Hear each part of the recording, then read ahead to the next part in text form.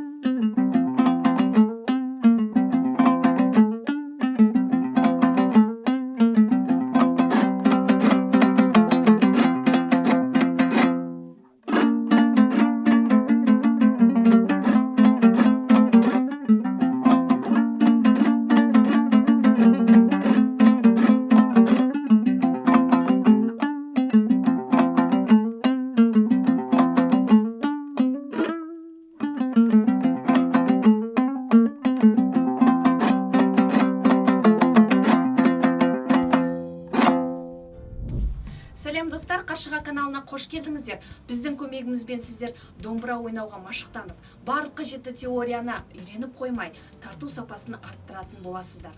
Келесі қандай күйді ойнағанымызды қалайсыздар? Комментарийге өз ойларыңызды жазсаңыздар болады. Біз міндетті түрде ескеретін боламыз.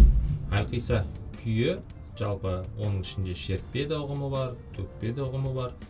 Оны Әлқиса күйін де асықпай көбірек ойнап шығарасыздар. Мысалға, бас жағы шертпемен басталады. Осына глиссанда деп аталады, сүйрету дыбысы. Соны анық шығарасыздар.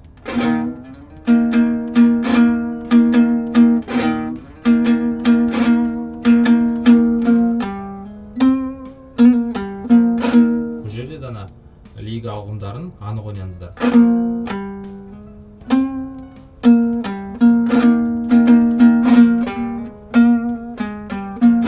Шертпесі жүрген кезде бір шекте жүреді.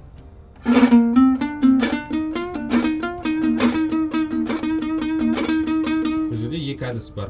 Бірінші дыбысты шертіп жібересіз, қалған үш дыбысты бір саусақпен ойнайсыздар. Мысалға. Және екінші әдісі ол төмен қағыстарын барлығын шертесіз.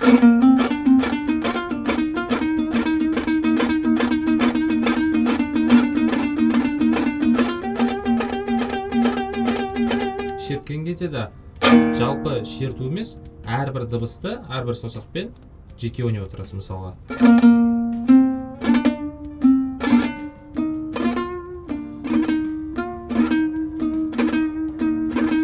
Бөлек-бөлек дыбыстар шығып отыру керек. Сонда екі әдісі бар. Және тез ойнайтын жері бар, ол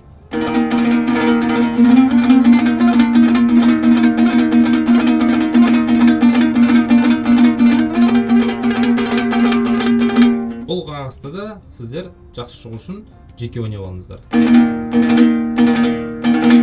Мына жоғары қағыста кішкене тұрып қаласыздар.